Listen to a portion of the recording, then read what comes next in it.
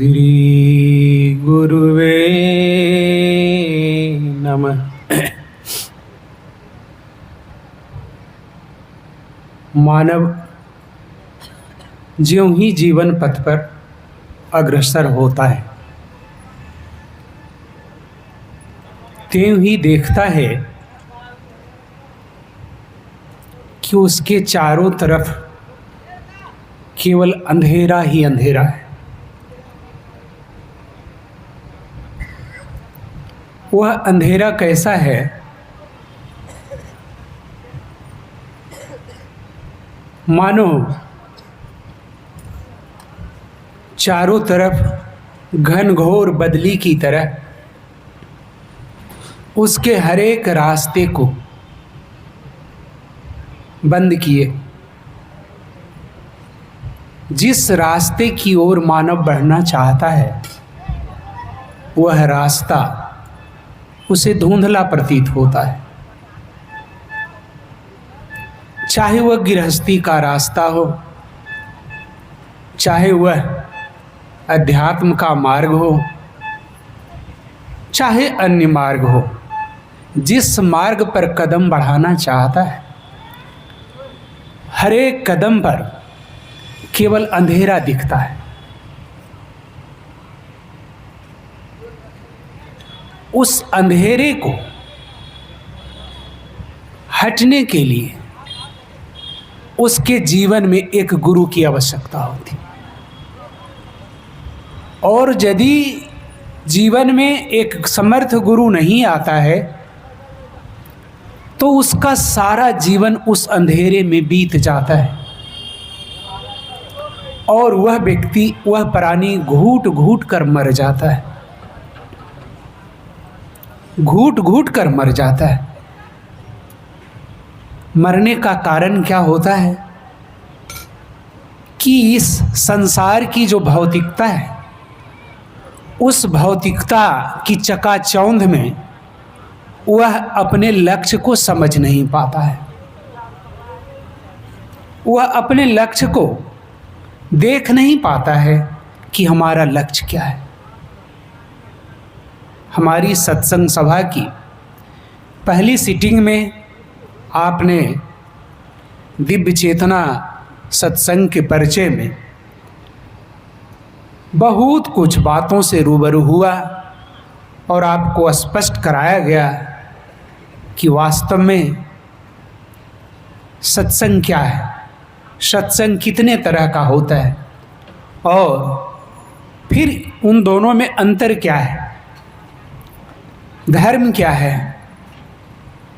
इस तरह से सारी बातों को स्पष्ट कर दिया गया। और मैं पहले ही कहा था कि यदि परिचय को आप सब भली भांति समझेंगे तो आगे की बात जब पूज्य भाई साहब आपके सामने रखेंगे तो वह आपके मानस पटल से होकर हृदय स्थली तक पहुंचेगा। और कल का जो पूज्य भाई साहब ने अमरलोक की यात्रा करवाया सब लोगों को, कितनी अद्भुत यात्रा थी।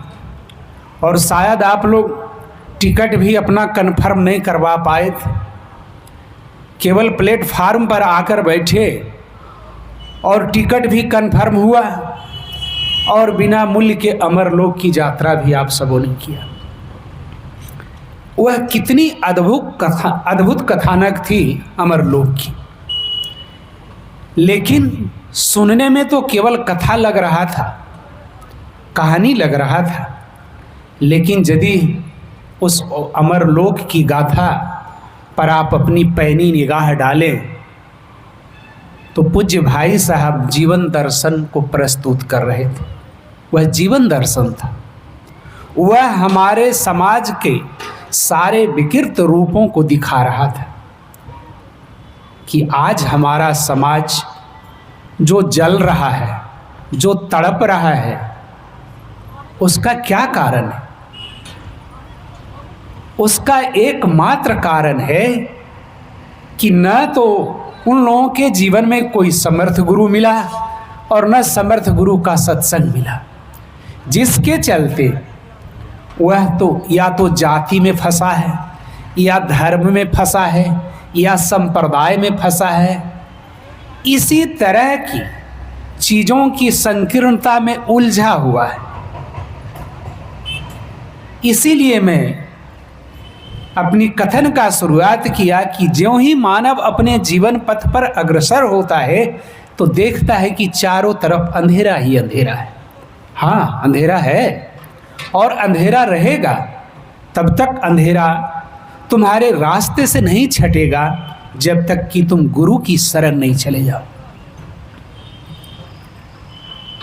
और कोई भी समर्थ गुरु का सत्संग यही संदेश देने के लिए होता है कि तुम इस संसार की भौतिकता में चकाचौंध से हटो।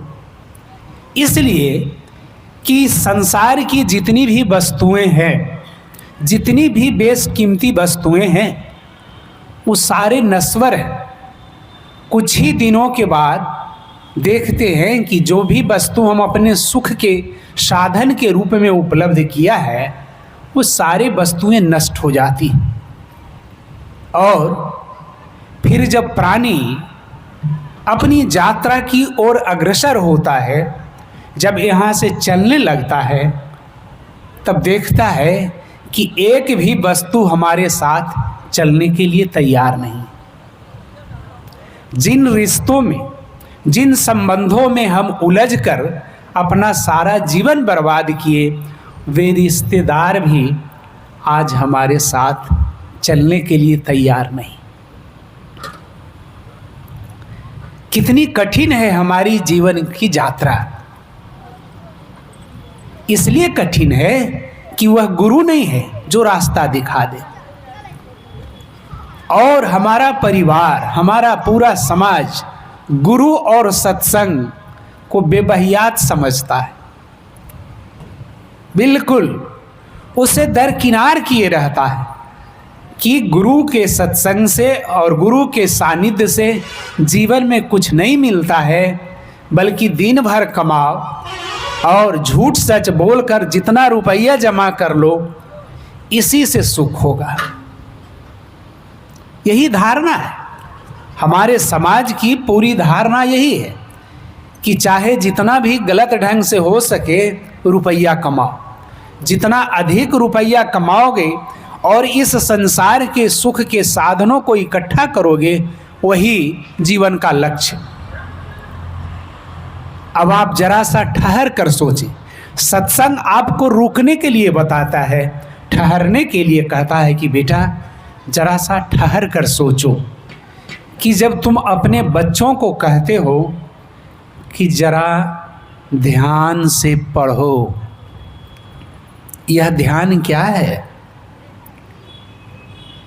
यह ध्यान वह अवस्था है जिसमें बालक उस विषय पर ठहरता है जिस विषय को उसे पढ़ना होता है।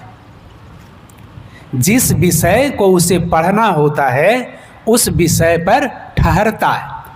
और यदि बालक उस विषय पर ठहरता नहीं है, रुकता नहीं है, तो पन्ने पन्ने, पेज बाई पेज उलटते चला जाता है। और फिर आप उससे पूछें कि अभी तुम इस पुस्तक में क्या पढ़ रहे थे, तब वह बाएं देखेगा, दाएं देखेगा या ऊपर की ओर, आसमान की ओर ताकेगा। ऐसा क्यों हुआ? तो ऐसा इसलिए हुआ कि वह बालक अपने पुस्तक को ध्यान से नहीं पढ़ रहा था। आपको दिखाने के लिए वह पुस्तक पढ़ रहा था। आप ऐसे बालक को देखे होंगे कि माता पिता के डर से पुस्तक लेकर बैठ गया और पुस्तक के अंदर में कोई गाने का बुकलेट रखे हुए या कोई कॉमिक्स रखे हुए, और वह बालक समझ रहा है कि माता पिताजी को क्या पता है कि क्या पढ़ रहे हैं, हम तो इसको अंदर में घुसा के रख दिए हैं और अपना कुछ बोलते जा रहे हैं। माता पिताजी बेचारे पढ़े लिखे नहीं हैं, तो सोच रहे हैं बचवा तो पढ़िए रहा है, देखिए रहे हैं, बैठ गया है समय से और पढ़ रहा है। लेकिन जब एक कुशल गार्जियन घंटे भर बाद उस बालक से पूछता है कि अभी तुम अपनी पुस्तक में क्या पढ़ रहे थे, तो वह निरुत्तर हो जाता है, बता नहीं पाता है। नहीं बताने का एकमात्र कारण क्या होता है, तो उसने ध्यान से अपने पाठ्यक्रम को नहीं देखा। तो ध्यान से देखना ही तो सत्संग है। आपने जब बच्चों को कहा कि बेटा ध्यान से पढ़ो, तो वही ध्यान तो आपको गुरु सिखाता है सत्संग में। ध्यान उस चीज से अलग थोड़े बताता है। कोई भी कार्य जब हम अपने जीवन में निष्पादित करते हैं, चाहे वह पढ़ने का काम हो, चाहे वह गृहस्थी का काम हो, चाहे जब हमारी माँ बहनें पाकशाला में रसोई घर में हेलती है और जब भोजन तैयार करती है, तो देखें कि किस तरह से करती है और कितनी सतर्कता से उसको तैयार करती है। इतनी सतर्क होकर करती है कि इस व्यंजन में, इस साग में नमक ज़्यादा ना हो, इसमें हल्दी ज़्यादा ना हो। और सचमुच ज्यों ही उस अवस्था में वह ठहरती है, त्यों ही उसका व्यंजन, उसका साग, उसका दाल इतना सुंदर उतर जाता है कि जब उसे परोसती है तो खाने वाला व्यक्ति तृप्त हो जाता है। तो वहाँ भी तो वही मनोवेग काम कर रहा है, वहाँ भी तो वही ध्यान की जरूरत है। और गुरु आपको सिखाता है, जब गुरु के पास आप जाते हैं तो गुरु कहता है कि बेटा, कितना मेहनत से यह अन्न तुम्हारे घर में पहुंचा है। एक गृहस्थ उस खेत को कितना मेहनत से जोता है और जोत करके उसके जो चट्टान थे, जो बड़े बड़े रोड़े थे, उसको तोड़ा है और तोड़ करके उसको मलिन बनाया है। और जब वह मिट्टी महीन हो गई है, मुलायम बन गई है, तब उस किसान ने उसमें बिचड़े डाले और फिर बिचड़े डाल करके उसको 21 दिन तक कभी डिस्टर्ब नहीं किया है, कभी उघार कर नहीं देखा है कि यह जन रहा है कि नहीं जन रहा है। एक किसान से आप सीखें कि अध्यात्म क्या होता है। वह किसान 21 दिन तक ठहर जाता है बीज डालने के बाद, और 21 दिन के बाद उसमें अंकुरन आ जाता है, और तब जब जाकर देखता है खेत को, तो उसके मेहनत का परिणाम सामने आता है और वह खुश होता है। वह खुश होता है कि हाँ, हमने इतना जो मेहनत किया, उस मेहनत का परिणाम आज हमारा जो खेत में फसल है इतना सुंदर उगा है, इतना सुंदर उगा है कि क्या कहें। लगता है ना कि कोई एक रस्सी के सहारे इसको रोपा था, हमने तो केवल जाकर छींट दिया था। लेकिन छींटने के बाद अगर किसान बीज बोने के बाद कुदाली लेके रोज दिन उसको कोड़ता जाके, तो क्या वह बीज पनप पाता? क्या वह पौधा बनता? और क्या पौधा वह फलियां दे पाता? फिर कैसे हमारे पास वह अन्न आता जिससे हम तृप्त होते? यह अध्यात्म आपके घर में है, यह घर में है कि ठहरना पड़ता है। गुरु आपको यही बताना चाहता है, गुरु का सत्संग आपको यही कहना चाहता है कि बेटा, संसार के सारे कामों को तुम करो। मैं नहीं कहता कि तुम हमसे जुड़ने के बाद, सत्संग से जुड़ने के बाद तुम अपनी गृहस्थी बिगाड़ दो, ऐसा संदेश नहीं देता। एक मां को देखें, मां के अंदर मातृत्व का गुण तब आता है जब मां के गोद में एक शिशु होता है, और उस शिशु को पाने के लिए मां 9 महीने ठहर जाती है। यदि मां 9 महीने नहीं ठहरती तो उस शिशु का मुख नहीं देख पाती और उसके कपोल का चुम्बन नहीं ले पाती।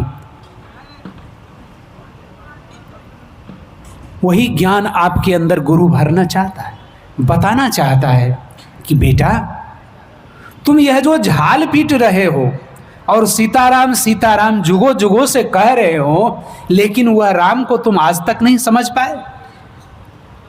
क्यों नहीं समझ पाए? तो तुम्हारा नहीं समझने का एकमात्र कारण था कि तुमने कभी ठहरा नहीं, कभी रुका नहीं। पूरा जीवन व्यतीत हो गया और बातचीत करने का तरीका नहीं आया।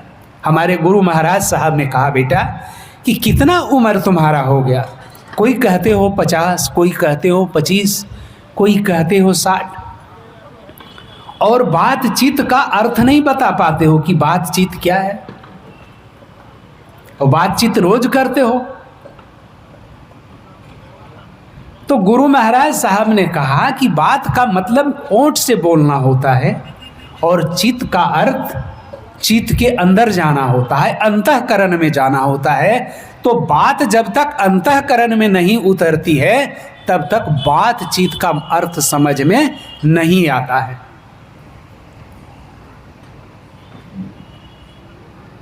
आप रोज दिन पति और पत्नी से बातचीत करते हैं, खूब बातचीत करते हैं और अपनी सारी जिम्मेवारी, सारी बातों को पत्नी को सुना देते हैं। और पत्नी यदि एक काम कह दिया तो वहाँ से ले कबड्डी भाग जाते हैं। है तीता ऐसा ही बक बक करते रहा है, हो कर बतिया पर कते ध्यान दें।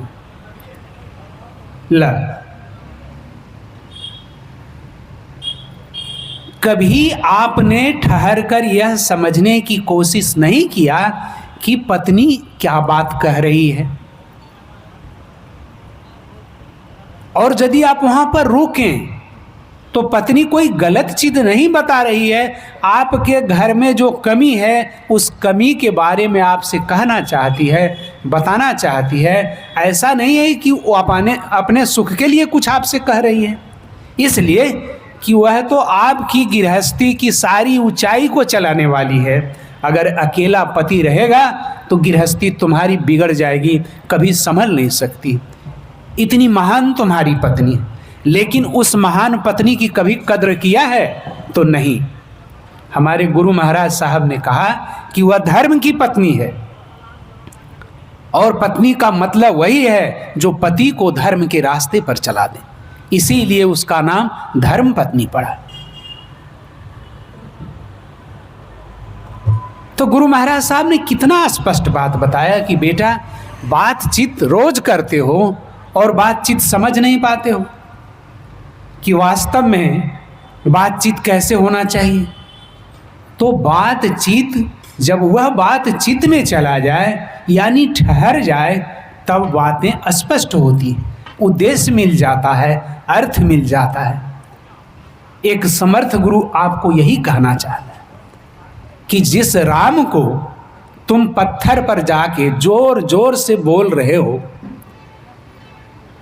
सीताराम सीताराम इतना दिन से कर रहे हो, लेकिन जरा देर के लिए ठहर कर देखो कि वास्तव में वह भगवान तुमसे क्या कहना चाहते हैं। इसलिए कि तुम्हारा ईश्वर, तुम्हारा भगवान शांत है, निर्विचार की अवस्था में भगवान है, और वह कहता है कि बेटा तुम भी निर्विचार हो जाओ,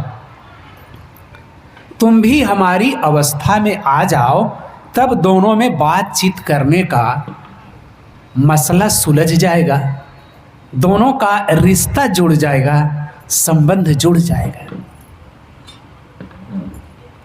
कितना महान है वह गुरु, वह गुरु कितना महान है कि कितनी ऊंची बात देना चाहता है। और हमारा पूरा परिवार, पूरा समाज सत्संगवा से दूर भागा, पूरा भागा, केवल बहानेबाजी बना बना के भागता है। अच्छा अबरी एक संझा नहीं लियो, दोसर काम देखो वो फुर्सत निकाल के, दोसर काम तो नहीं हो तो डॉक्टर साहब अच्छा लास्ट वाला में देखो निकाल के। लगता है जैसे कि डॉक्टर साहब पर उपकार कर रहा है आकर के, बेचारा इस तरह से बात करता है मानो हम पर उपकार कर रहा है, और मैं मन ही मन मुस्कुराता हूँ। इसलिए मुस्कुराता हूँ कि देखिए पूर्व जन्म का पाप इसको सत्संग में जाने से रोक रहा है। पूर्व जन्म का अगर पाप नहीं होता तो यह व्यक्ति तुरंत दौड़ा चला आता। आइए अब एक छोटी सी कथानक के माध्यम से हम समर्थ गुरु और उसकी महानता की ओर लेकर चलो। उद्दालक नाम के एक ऋषि हुए और उनके पुत्र का नाम था बाजसरवा। आप लोगों ने इस कहानी को पढ़ा है, कई एक बार सुना भी है। और बाजसरवा के पुत्र का नाम था नचिकेता। तो बाजसरवा एक बार विश्वजीत नामक यज्ञ कर रहे थे। वह यज्ञ इतना विशाल, इतना बड़ा, और उसका उद्देश्य भी उतना ही बड़ा था। उस यज्ञ की विशेषता थी कि जो भी राजा इस यज्ञ को कराएगा, उस यज्ञ में उसके जीवन का जो सबसे बेशकीमती चीज है, उन सारी चीजों को दान देना है। जो उसके जीवन का सबसे बेशकीमती चीज है, उन चीजों को दान करना है। तो बाजसरवा ने बड़ी धूमधाम से यज्ञ की तैयारी की और यज्ञ प्रारंभ हो गया। यज्ञ प्रारंभ हुआ। ऋषि महात्मा लोग बहुत दूर दूर से चलकर आए। सारे लोगों को बाजसरवा ने आतिथ्य सत्कार किया। जो भी बन पड़ा सारा आतिथ्य पूरा किया और इस तरह से क्रम से यज्ञ समाप्त हो गया। 9 दिन चलने के बाद वह जब यज्ञ समाप्त हो गया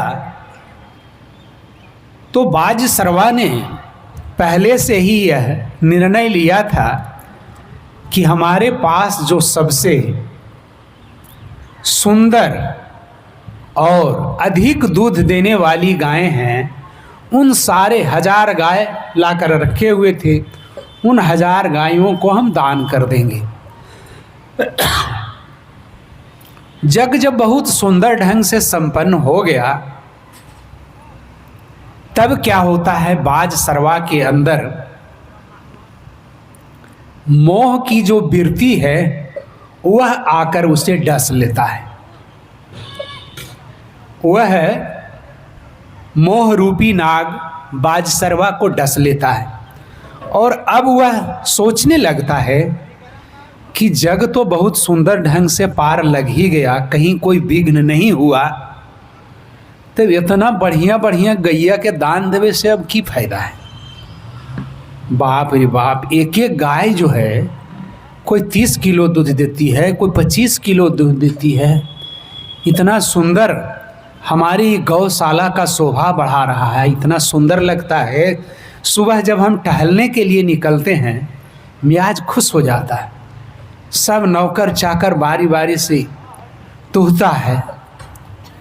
तो अब कहीं कोई रह तो नहीं गया, और इस संकल्प को तो केवल मैं ही जाना था, किसी को जानने के लिए भी नहीं दिया था कि हम आपको इतना बढ़िया बढ़िया सुंदर सुंदर गौएं दान में देंगे।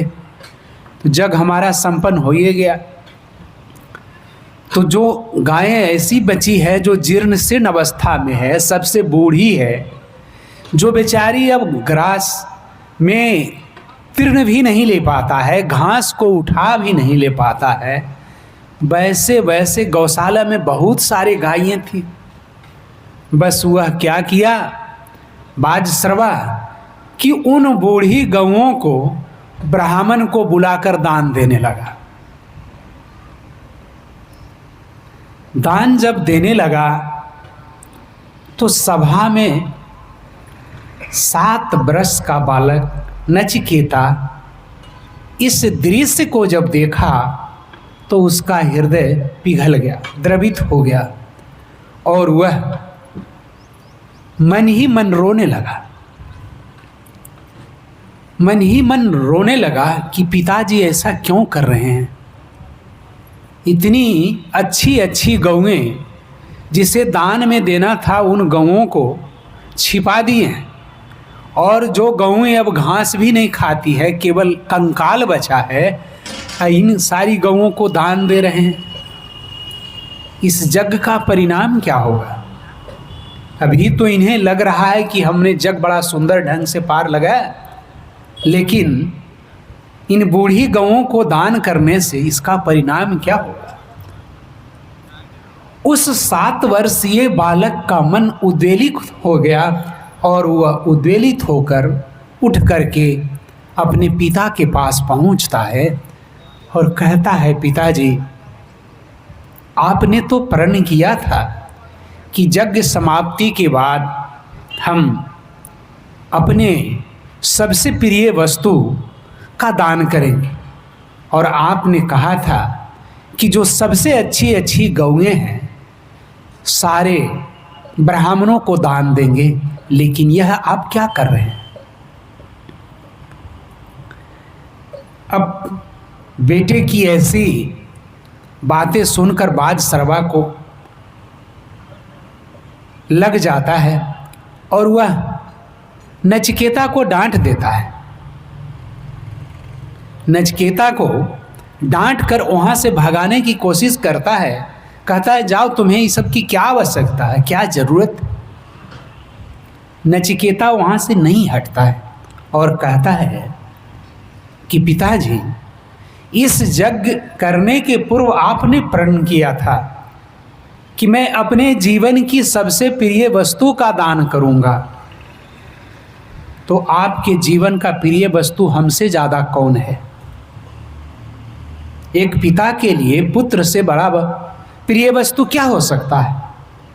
तो आप ऐसा करें कि आप मुझे दान में दे दें। जब यह नचिकेता हट करने लगा अपने पिता से, तो अब देखें कि पहला तो वह आवेशित होता है मोह से, अब उस बाज सरवा राजा को दूसरा क्या डसता है? दूसरा क्रोध डस रहा है, और क्रोध इतना कस के डसा, इतना कस के डसा कि वह गुस्से में आकर कहा कि जाओ, मैं तुम्हें मृत्यु को देता हूं, तुम मृत्यु के देवता के पास जाओ। तिलमिला गया गुस्से में और तिलमिला करके ऐसा वर दे दिया, और वह नचिकेता पिता की आज्ञा को मानकर चल पड़ता है। वहां रुकता नहीं, चल पड़ता है और धीरे धीरे पंडाल से निकलते निकलते चल रहा है। अब आप कल्पना करें कि उस 7 वर्षीय बालक के अंदर ऐसी कौन सी ऊर्जा थी, ऐसी कौन सी शक्ति थी जो मृत्यु के देवता के पास जाने में भी तनिक भी घबराहट नहीं, तनिक भी कुछ सोच नहीं। जबकि यदि कोई हम लोगों के पास केवल जमराज का नाम ही लेता है तो भय समा जाता है, जमराज के नाम पर ही भय समा जाता है, और वह 7 वर्षीय बालक चल देता है। और जब बालक बहुत आगे निकल जाता है, तब बाज सरवा अब सोचता है कि हमने गलत किया। अब थोड़ा आवेश घटा है, गुस्सा का जो आवेश था थोड़ा सा नीचे आया है, तब यह पश्चाताप पर रुका है। गुस्सा पश्चाताप पर ही आकर रुकता है, आवेश से शुरू होता है और पश्चाताप पर खत्म होता है। तो बाज सरवा अब पश्चाताप कर रहा है कि हमने क्रोध में आकर अपने बेटे को ही मृत्यु को दे दिया, जमराज के पास भेज दिया, हमने गलती की। लेकिन तब तलक वह बहुत दूरी तय कर चुका था नचिकेता, और धीरे धीरे यमलोक पहुंच गया।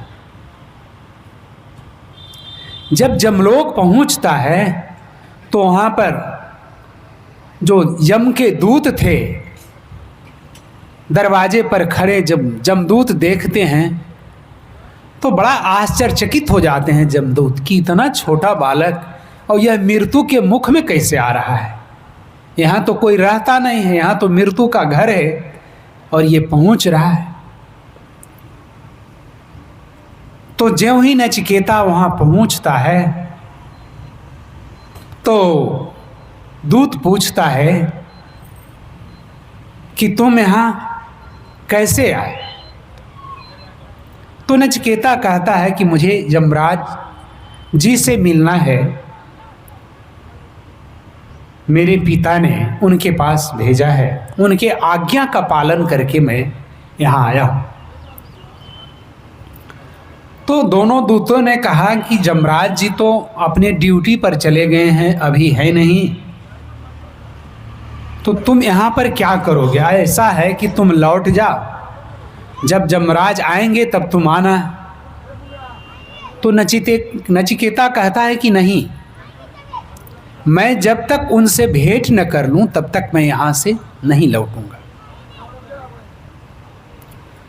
तो उन दूतों ने कहा कि यहाँ पर कोई व्यवस्था भी नहीं है ठहरने की, और नहीं तो कोई खाने पीने की व्यवस्था है, कुछ भी व्यवस्था नहीं है।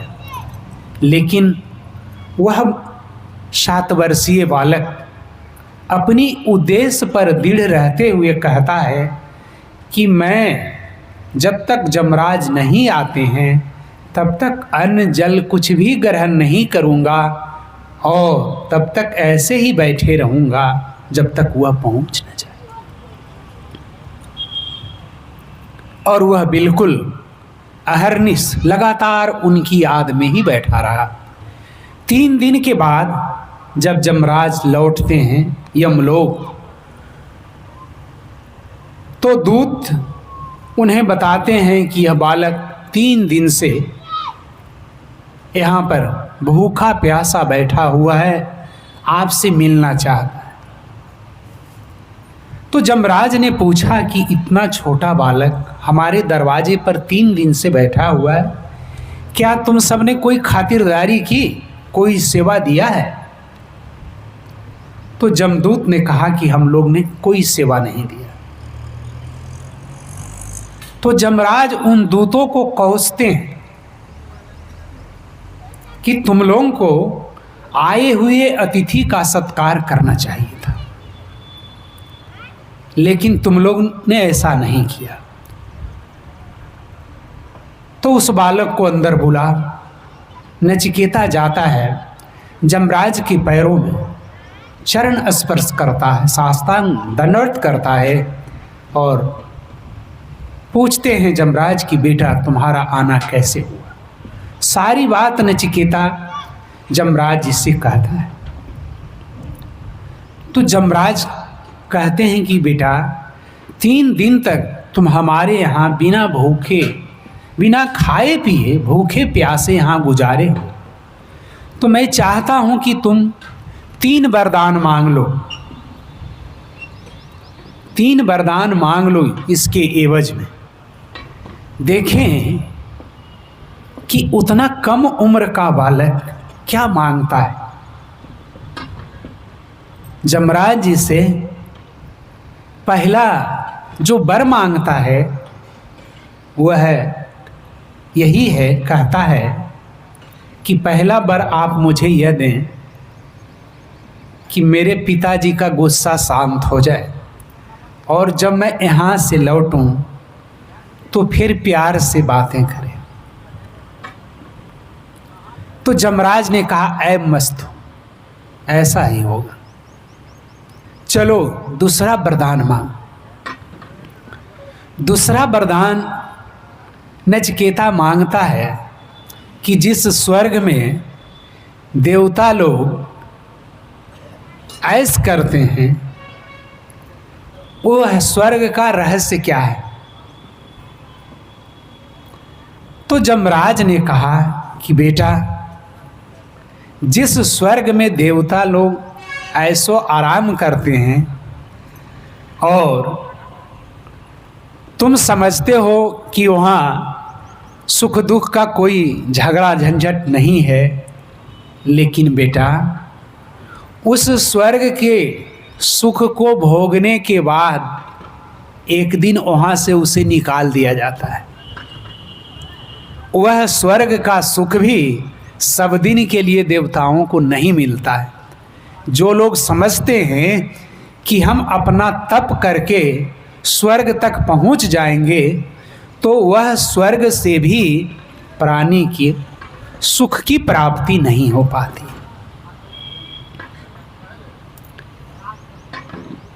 तो नचिकेता ने कहा कि प्रभु अब हमें उस ज्ञान को बताएं जिस ज्ञान को प्राप्त करने के बाद इस संसार में कुछ जानना नहीं होता है, इस संसार में कोई विद्या पढ़नी नहीं पड़ती है। वह आत्मविद्या क्या है? देखें कि कितना ऊंचा प्रश्न है। उतना छोटा बालक, और हम लोग का जो सबसे बूढ़ा व्यक्ति है, सबसे बूढ़ा, जबान छोटा का बात छोड़ दीजिए, वह भी कहता है कि अभी सत्संग करे कि हमार समय नए है सेवन, अंतिम समय में सत्संग कैल जाए, अभी उम्र नहीं। माने जब कमर में दर्द रहे, टेहुना में दर्द रहे और शरीर के पोरे पोर में दर्द रहे, तब वो व्यक्ति सत्संग शुरू करेगा। यानी जब उसका पांव कब्र में लटक जाएगा तब वह सत्संग की ओर चलेगा। काहे अभी उसका उम्र नहीं हुआ। और देखिए नचिकेता कितना उच्च कोटि का प्रश्न रखता है कि यह मृत्यु क्या है, यह जन्म मरण क्या है, हमें आप इसका ज्ञान करा दें। इसलिए कि इससे सारा संसार भयभीत रहता है। जमराज कहते हैं कि बेटा यह ज्ञान देवताओं को भी दुर्लभ है, जिसके बारे में तुम अभी कह रहा था कि स्वर्ग का आनंद लेते हैं, स्वर्ग में रहते हैं, उन लोगों को भी यह ज्ञान नहीं मिलता है। और मैं चाहता हूँ कि तुमको यह जब तक धरती रहे, सृष्टि की रचना रहे, तब तक के लिए तुमको हम अमर कर देते हैं। जो कथानक आप कल अमर लोक का सुने कि क्या गति होती है अमर होने का, देखें वह बात आ रही है, स्पष्ट हो रही। तो जमराज जी ने नचिकेता से कहा कि तुम्हें हम अमर बना देते हैं, तुम अमर हो जाओ, उसका वरदान मांग लो। कहो तो तुमको हम संसार का सारा वैभव का राजा बना देते हैं, संसार का जितना धन संपत्ति है सब तुम ले लो। और इस संसार में आज तक जितने भी राजा हुए उन्हें स्त्री का सुख नहीं प्राप्त हुआ है, तो मैं उस स्वर्ग लोक की अप्सराओं से तुम्हारी सेवा का सुख दे देता हूँ, तुम उसे ले लो, मांग लो, अमर हो जाओ, स्वर्ग लोक की अप्सराओं से सेवा कराओ, संसार का सारा आनंद लूटो। लेकिन बेटा इस प्रश्न को तुम मत पूछो, यह सबसे गूढ़ प्रश्न है। तो नचिकेता कहता है, हे प्रभु, हे मृत्यु के देवता, जितनी बातें आप अभी हमें बता रहे हैं, यह संसार का सुख और यह वैभव और यह स्वर्गलोक की अप्सराओं का सुख और ये मान बड़ाई प्रतिष्ठा, ये सब एक दिन नाश हो जाएगा प्रभु, हमसे हट जाएगा। ये संसार का नियम है। यद्यपि मैं मात्र 7 वर्ष का बालक हूँ, लेकिन इस उम्र में ही परमात्मा ने मुझे वह दृष्टि दी है कि मैं इन प्रश्नों का हल कर लूँ, इन प्रश्नों को जान जाऊँ, ताकि मैं संसार के जाल में नहीं फंसूं। आपने जितनी बातों का हमें प्रलोभन दिया है, सारी चीज़ें नाशवान हैं। ये सारे सुख जीवन का बेकार सुख है। यह सुख हमें शांति नहीं दे सकता। और यदि संसार का सारा वैभव, सारी संपत्ति हम प्राप्त कर लें, सुख प्राप्त कर लें, लेकिन मन और हृदय की शांति नहीं हो, तो यह जीवन व्यर्थ है, जीवन बेकार है। गुरु तो आपको यही बताना चाहता है, यही देना चाहता है। जिस शांति के अभाव में आज हमारा परिवार, समाज तड़प रहा है, मर रहा है, नाके रगड़ रहा है, लेकिन कहीं दिखाई नहीं पड़ती है, कहीं शांति नहीं मिलती। फिर सत्संग से तुम भागते क्यों? गुरु के पास जाने से डरते क्यों हो? जीवन का अमूल्य धरोहर जो गुरु ने पाया है, वही तो वह बांट रहा है, वही बांट रहा है। जो धन आज नचिकेता जमराज जैसे मृत्यु के देवता से मांग रहा है, और जब यह बात नचिकेता जमराज के सामने रखता है, उसके दोनों आंखों में अश्रु है नचिकेता के, और खुलकर कहता है, हे परमपिता, आप हमें वह ज्ञान दें जिस ज्ञान को लेने के बाद हमारे अंदर का सारा संशय, सारा भ्रम मिट जाए, संसार का कोई भय नहीं रह जाए, वह ज्ञान दें। तब ऐसा जब जवाब सुनते हैं मृत्यु के देवता, तब कहते हैं कि बेटा सुनो, यह आत्म तत्व कोई भी व्यक्ति प्रवचन से नहीं प्राप्त कर सकता है। अगर कोई चाहे कि हम टीवी पर प्रोग्राम देख लें बड़का बड़का बाबा के, सिद्ध संत के, और उससे कुछ फायदा उठा ले, तो उसे कुछ नहीं मिलेगा, उसे कोई लाभ नहीं होगा। केवल प्रवचन सुन लिए तो उससे उसे लाभ नहीं मिलेगा। न आत्मा प्रवचने न लभ्य, इससे प्राप्त होने वाला नहीं। यह आत्मा ऐसी है जिसे कोई शस्त्र से काटना, कोई चाहे अस्त्र से काटना तो वह कट नहीं सकता है, कोई चाहे उस आत्मा को अग्नि से जला देना तो वह जल नहीं पाता। लेकिन इस आत्म तत्व का ज्ञान इस संसार में उसी प्राणी को हो पाता है जो कोई समर्थ गुरु का दामन पकड़ता है। समर्थ गुरु का बगैर दामन पकड़े इस आत्म तत्व तक बेटा आज तक कोई नहीं जान सका। और जब जिस दिन इस ज्ञान को जान जाता है, उस दिन वह प्राणी इस जरा मरण के चक्र से छुट्टी पा लेता है। संसार में उसे भय कुछ भी व्याप्त नहीं कर पाता है। और बेटा, यह जो तुम्हारा शरीर रूपी रथ है, देखें कितना रहस्य खोल रहा है जमराज नचिकेता से। बेटा, यह शरीर रूपी जो रथ है और ये इंद्रिय रूपी जो घोड़े हैं,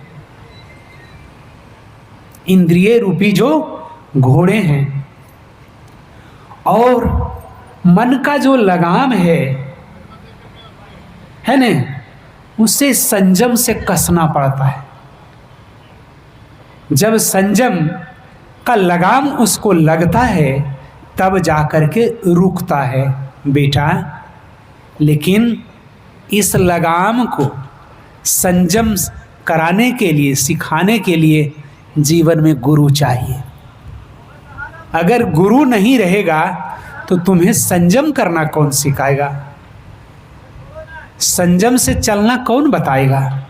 और बिना इंद्रियों के संयम के इस तत्व तक आज तक इस संसार में कोई भी व्यक्ति नहीं पहुंच सका, कोई भी व्यक्ति नहीं पहुंच सका। यही गुरु का संदेश, यही एक समर्थ गुरु आपको बताना चाहता है। कि आप जिस शास्त्र को पढ़ो, हर एक जगह तुम्हें गुरु की आवश्यकता पड़ेगी, उसके सत्संग की ज़रूरत पड़ेगी। चाहे तुम्हारा क्षेत्र विज्ञान का हो, चाहे तुम्हारा क्षेत्र साहित्य का हो, चाहे तुम्हारा क्षेत्र कला का हो, जिस क्षेत्र में तुम जाओगे गुरु की आवश्यकता पड़ेगी। और ऐसे गुरु की, जैसे गुरु की आप तस्वीर सामने देख रहे हैं, ऐसे गुरु की सत्संग की, ऐसे गुरु की संदेशों की आवश्यकता पड़ेगी। और यदि नहीं रहा तो निश्चित जानिए कि पूरे जीवन में वही बदली छाई रहेगी, जो बदली आपको जीवन पथ के प्रारंभ करने में थी, वह जीवन पथ को समाप्त करने में भी वही बदली रहेगी। ओम शांति।